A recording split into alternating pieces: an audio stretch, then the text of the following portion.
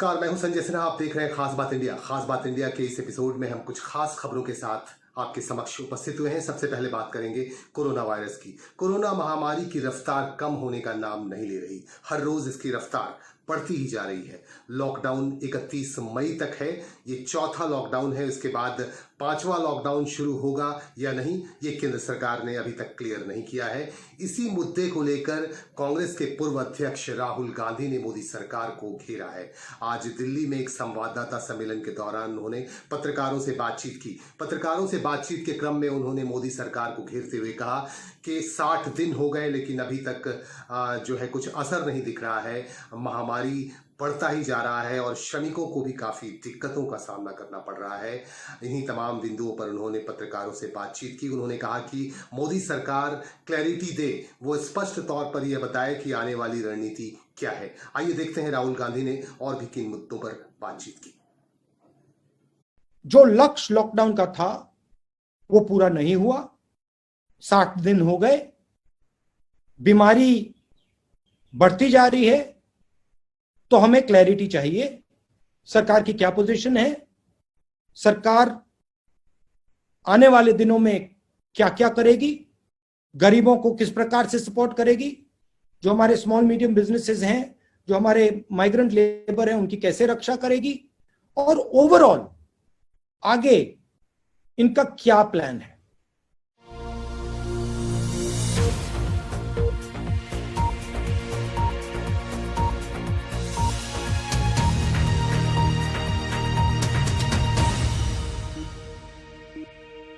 भारतीय रेलवे ने अब तक 42 लाख प्रवासी मजदूरों को उनके गंतव्य स्थान तक पहुंचाया है। ऐसा डेटा आ रहा है हमारे पास भारतीय रेलवे डिपार्टमेंट की तरफ से।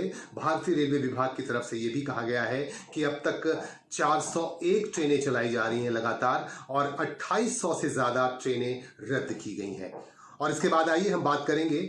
हम अक्सर पुलिस को खराब नजर से देखते हैं। कुछ भी हमारे पड़ोस में होता है, हमारे देश में होता है, हमारे शहर में होता है, तो सबसे पहले दोष हम पुलिस को देते हैं। पुलिस की अच्छाइयों को भी देखने की जरूरत है। ऐसा ही एक मामला आया है बंगाल के रानीगंज से हमारे पास। बंगाल के रानीगंज में 2 दिनों पहले एक दुकान में 20 लाख रुपए की चोरी हुई थी। गले में रखे हुए 20 लाख रुपए चोरों ने उड़ा लिए और उसके बाद होश उड़ गए दुकानदार के। पुलिस को इसकी खबर दी गई। पुलिस ने फौरन इस पर कदम उठाए और उसके बाद चोरों को गिरफ्तार कर लिया गया। और यहाँ की जो रानीगंज चैम्बर ऑफ कॉमर्स के जो पदाधिकारी हैं, उन लोगों ने रानीगंज पुलिस की बड़ी सराहना की है। हम इस पर भी बात करेंगे, लेकिन सबसे पहले आपको दिखाएं कि जिन 3 लोगों को गिरफ्तार किया गया रानीगंज पुलिस की तरफ से, और इसे लेकर दुकानदार प्रशांत सरावगी का क्या कहना है, आइए देखते हैं। तुरंत ही इन्होंने चोर को भी पकड़ा। तीनों जो चोरी हुई थी उनके चोरों को पकड़ा, उनकी टीम को पकड़ा और पैसों को पकड़ा। हम सभी पुलिस के प्रति अपनी कृतज्ञता जाहिर करते हैं और आशा का एक रुझान है, इससे कहीं न कहीं हम लोग अपने आप को सुरक्षित महसूस कर रहे हैं। और जो आज जो एक तरह से जो हम लोगों ने खुद महसूस किया है, इससे हम लोगों को काफ़ी खुशी है और हम लोग आशा करते हैं कि हम लोग पुलिस के साथ मिल जाते हैं।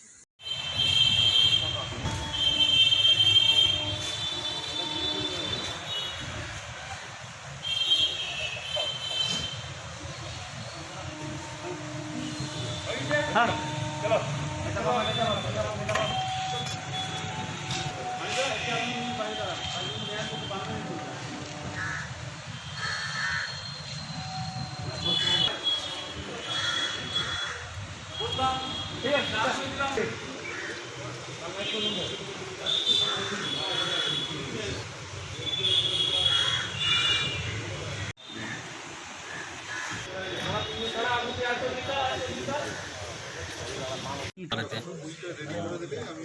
ऐसा है कि पहले दिन से ही रानीगंज चैम्बर मेरे साथ जुड़ा हुआ रहा और सब समय मेरे साथ खड़ा रहा।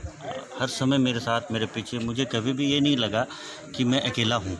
हर तरह से उन्होंने मेरे साथ सपोर्ट किया और मैं व्यक्तिगत रूप से मिस्टर संदीप और महेश जी खेड़िया का विशेष धन्यवाद। दिन और रात हर समय साथ थे। जिस दिन से वारदात हुई और आज तक उन्होंने मुझे 1 मिनट के लिए भी अकेला नहीं छोड़ा। और मैं रानीगंज थाना का भी आभार व्यक्त करता हूं कि जिन्होंने तुम्हें इस इस वारदात को पकड़ के और जो इसका अपराधी है उसे भी पकड़ा है। और क्या था? ये तो सर पुलिस ही बता पाएगी आपको। तो अब मैंने आपको कितना रिकवरी मैंने पैसा जो आपको जो मेरा था कैश, क्या कितना था? वो मुझे 12 की ये थी। क्या चीज़? 12 लाख का वो मुझे बरामद, पुलिस को बरामद हुआ। क्या नाम आपका? प्रशांत सरावगी।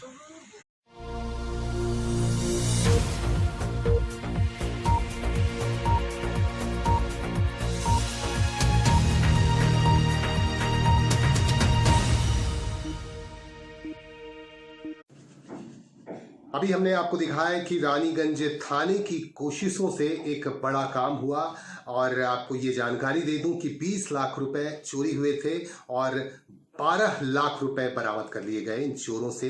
और रानीगंज पुलिस ने ये 12 लाख रुपए रानीगंज चैम्बर ऑफ कॉमर्स के अध्यक्ष संदीप भालोटिया की उपस्थिति में मालिक जो दुकानदार है प्रकाश सरावगी को उनके सुपुर्द कर दिया। और इस संदर्भ में हमने बातचीत की, हमारे संवाददाता जाहिद अनवर ने बातचीत की रानीगंज चैम्बर ऑफ कॉमर्स के अध्यक्ष संदीप भालोटिया से। 2 दिनों पहले श्री राम प्लाई में जिसके मालिक प्रशांत सरावगी जी है उसमें जो चोरी हुई थी उसकी रिपोर्ट आज लिखाई गई थी। उसमें पुलिस की तत्परता से सारे पैसों का बरामदगी कर ली गई है और चोर को भी पकड़ लिया गया है। कितना अमाउंट मैंने आया था? 12 लाख रुपए की रिपोर्ट लिखाई गई थी और वो पैसे मिल गए हैं। इसके साथ ही 2 और जगह जो चोरी हुई थी, अरुण वस्त्रालय और हरियाणा हैंडलूम, उनके भी चोर पकड़ लिए गए हैं। तकरीबन एक ही ग्रुप है, 3 लोगों को पकड़ा गया है। जुबेर बोलकर कोई चोर पकड़ा गया। जैसे रिकवरी कहाँ से किया उसको? रिकवरी उनके घर से की गई है और उनके साथियों के घर से की गई है। रानीगंज पुलिस का ये साहसिक प्रयास रहा है और रानीगंज पुलिस की जो कर्मठता, कर्मपरायणता जो ही है, रानीगंज के व्यापारीगण और व्यवसायीगण उनके प्रति हमेशा कृतज्ञ रहेंगे। इसमें मैं बताऊं आपको कि रानीगंज में जो एक सीसीटीवी का जाल बिछा हुआ है उसके चलते कहीं भी कोई भी अपराध करके जा पाना तकरीबन नामुमकिन है। और ये सभी के लिए एक अच्छी खबर है कि रानीगंज पुलिस के प्रयास से, और इसमें हमारे चैम्बर ने भी पिछले समय में योगदान दिया था, तो इसमें जो सीसीटीवी का एक जो सिक्योरिटी सिस्टम बना हुआ है इससे कोई भी कुछ करके कहीं भी भाग नहीं सकता है, जा नहीं सकता है। और रानीगंज पुलिस के जो ऑफिसर सभी हैं, जिसमें विशेष रूप से रानीगंज के इंस्पेक्टर इंचार्ज संजय चक्रवर्ती जी और सुबीर चक्रवर्ती जी, इन लोगों के प्रयास से और इन्होंने तत्परता दिखाई और तुरंत काम हुआ। हम बहुत इससे खुश हैं और आह्लादित हैं कि तकरीबन पिछले 2-3 दिनों में जो चोरी हुई है सभी के चोर पकड़े गए हैं। पुलिस को धन्यवाद।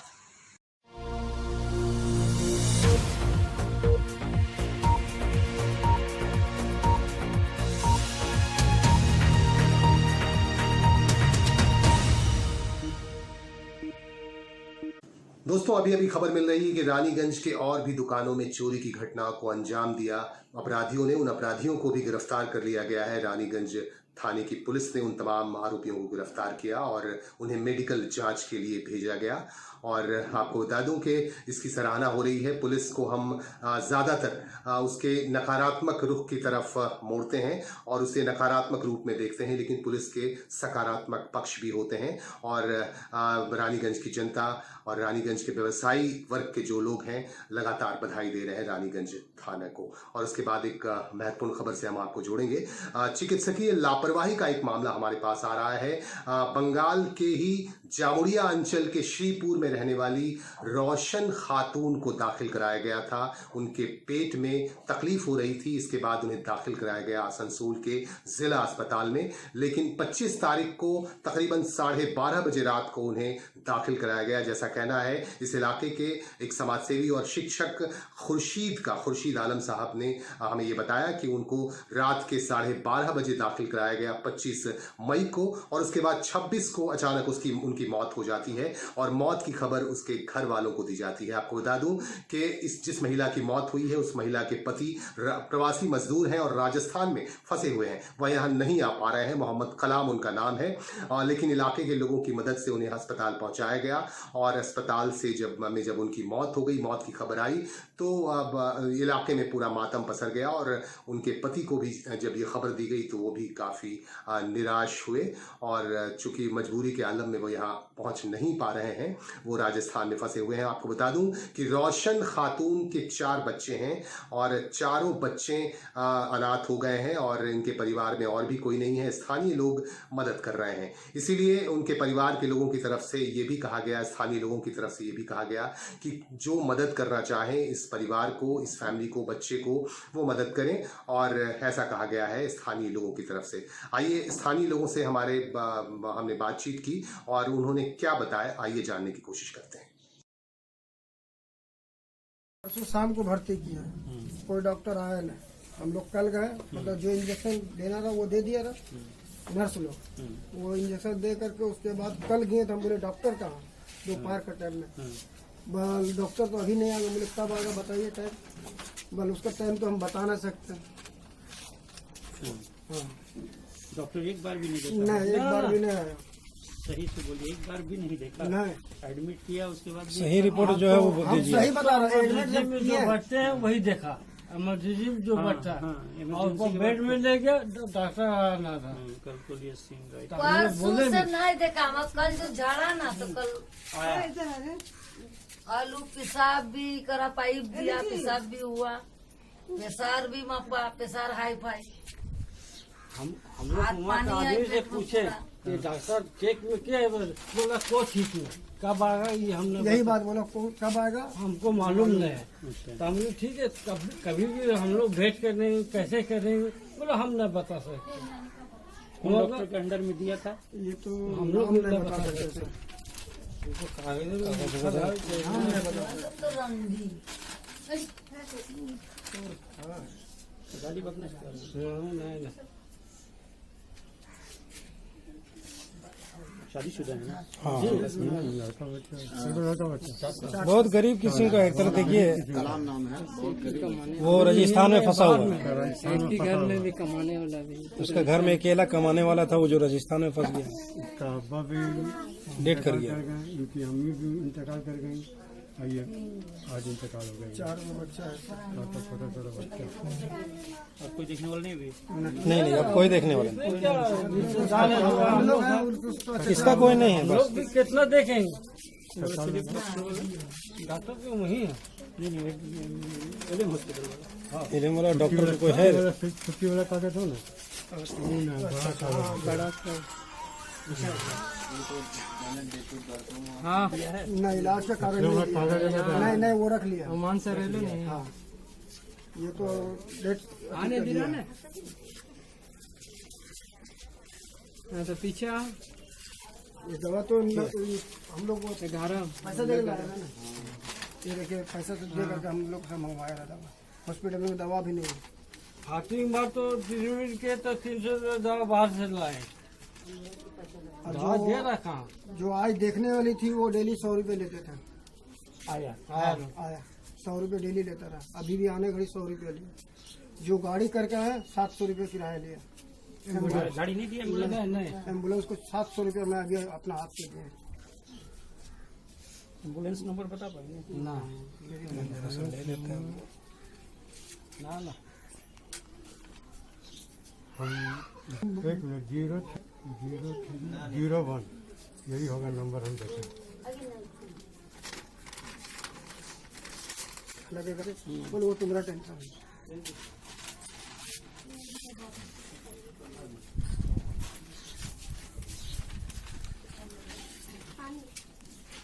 इसका कोई है ही नहीं। अब इसके बाद स्पेलिंग अपना यहाँ गलत लिखा है, यही स्पेलिंग है। आधार वाधार से मिला लीजिएगा, बाद में काम आएगा। ये तो सर वो लिख के कर दिया है। रोशन लिखा है लेकिन रोशन का स्पेलिंग गलत लिखा है। आधार कार्ड कहाँ? 27 ना, नहीं 26। 24 को एडमिट किया है। 24 में एडमिट किया। बोला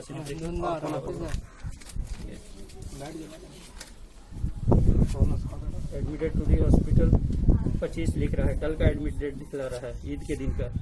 नहीं, उसके बाद हाँ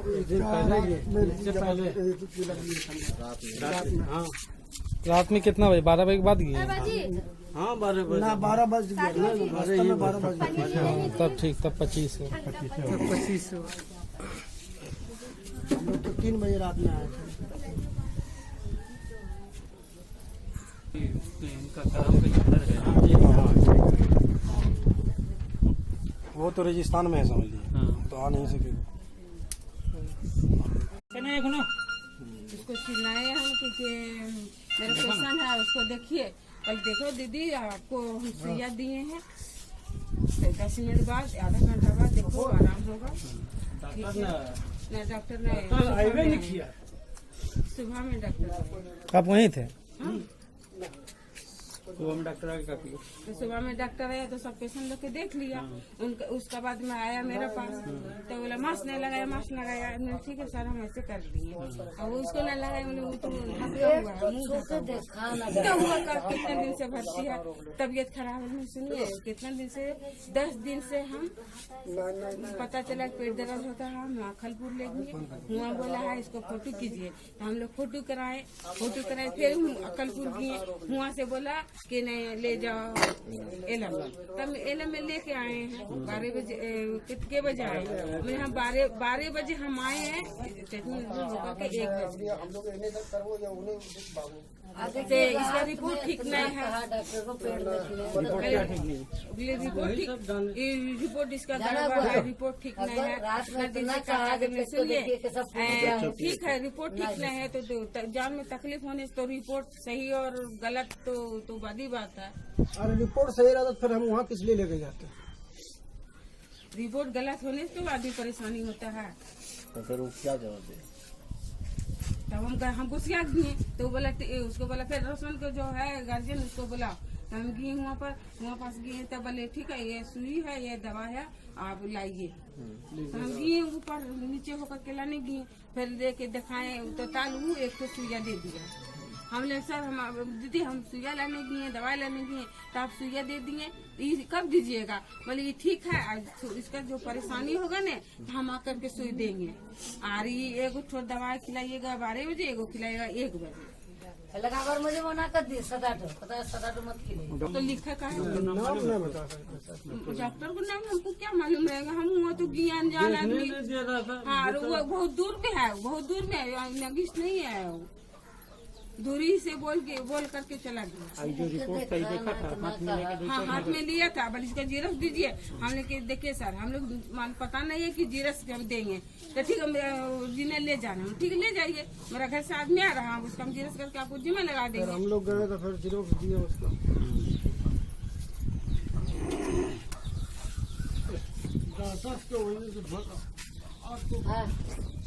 उन लोग का ढिलाई बहुत था सर, इलाज में जो बहुत ढिलाई किया।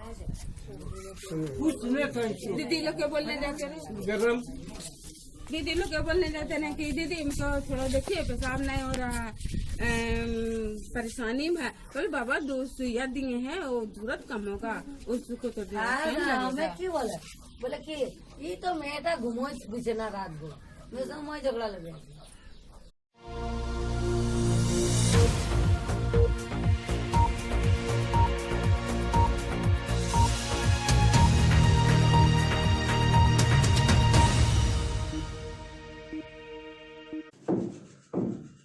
मित्रों, बात करेंगे पश्चिम बंगाल की। पश्चिम बंगाल में अब तक कोरोना संक्रमण से 206 लोगों की मौत हो चुकी है। और बात करेंगे पश्चिम बर्धमान की, तो पश्चिम बर्धमान में पिछले 24 घंटे में 10 लोग कोरोना पॉजिटिव पाए गया। इसके साथ ही प्रशासन रेस हो गया है, प्रशासन में काफ़ी खलबली मच गई है और प्रशासन लगातार ये संदेश दे रहा है कि लोगों को लॉकडाउन के नियमों का पालन करना चाहिए। और स्थानीय विशेषज्ञों का भी ये कहना है कि लॉकडाउन के नियमों का विधिपूर्वक पालन होना बहुत ज़रूरी है। मास्क का इस्तेमाल करना चाहिए और सोशल डिस्टेंसिंग का पालन करना बहुत ज़रूरी है। सैनिटाइज़र का प्रयोग करना चाहिए और एक दूसरे से मिलने में गुरेज करना चाहिए। ज़िंदगी अगर आपकी बचेगी तो और लोगों की भी बचेगी, इसीलिए दूसरों के लिए भी आपको ये तमाम कदम उठाने चाहिए, ऐसा कहना है विशेषज्ञों का। और इसी बीच कुछ लोग मदद भी कर रहे हैं, जो लोग ज़रूरतमंद हैं उनकी मदद भी कर रहे हैं। हमारे पास खबर आ रही है बंगाल के कुल्टी इलाके से, कुल्टी इलाके के यौन कर्मियों का रेड लाइट एरिया है यहाँ पे। लच्छीपुर में यौन कर्मियों को रात का भोजन करवाया स्थानीय विधायक उज्ज्वल चैटर्जी ने। और इस मौके पर उज्ज्वल चैटर्जी के साथ उनके सहयोगी भी उपस्थित थे, तृणमूल कांग्रेस के नेतागण और कार्यकर्तागण भी मौजूद रहे। आइए दिखाते हैं इन खास दृश्यों में कि किस तरह से ये उज्ज्वल चैटर्जी के नेतृत्व में ये सेवा दी जा रही है। मोबाइल का लाइट डाउन कर दो। हाँ, वो कुछ पड़ी है बस।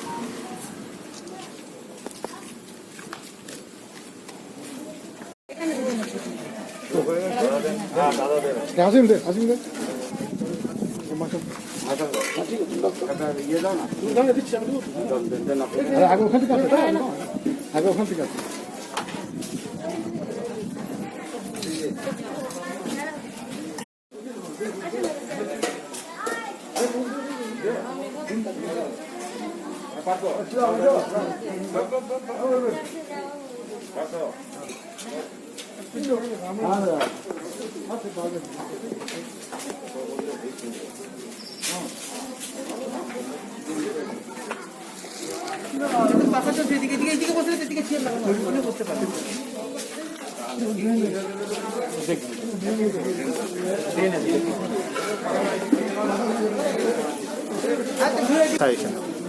এখানে কারণে আজকে আমরা এখানে এলাম, আমাদের ছেলেরা আজ বেশ কয়েকদিন ধরে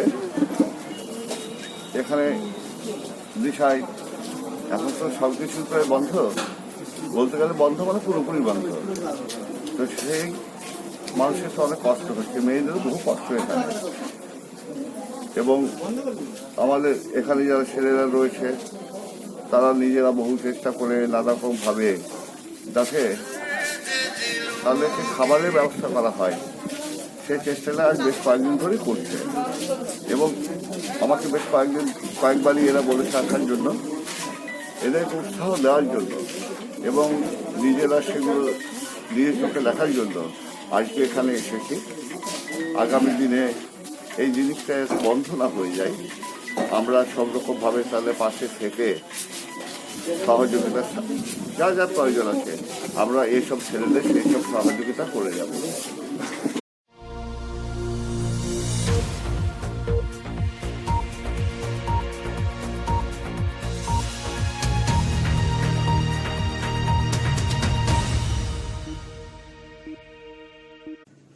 पश्चिम बंगाल में चक्रवाती तूफान अम्फान की वजह से काफ़ी क्षति हुई। 80 से ज़्यादा लोग मारे गए और कच्चे मकान काफ़ी ढह गए, लोगों के आशियाने उजड़ गए। इसे देखते हुए हमने आपको दिखाया था कि प्रदेश यहाँ की जो मुख्यमंत्री हैं पश्चिम बंगाल की मुख्यमंत्री ममता बनर्जी ने लोगों में चेक बांटे। और आपको ये भी बता दें कि प्रधानमंत्री नरेंद्र मोदी ने भी घोषणा की थी कि बंगाल को 1000 करोड़ की मदद दी जाएगी। और आपको बता दूं कि वो राशि आज जारी कर दी गई। 1000 करोड़ की राशि बंगाल सरकार को केंद्र सरकार की तरफ से जारी कर दी गई। और हमारे पास बिहार से खबर आ रही है, बिहार में आज माध्यमिक का रिजल्ट हुआ और माध्यमिक के रिजल्ट में हिमांशु राज बिहार टॉप हुआ, जिसे 93% मार्क्स हासिल हुए। और इसके साथ ही बिहार में काफ़ी खुशी की लहर है।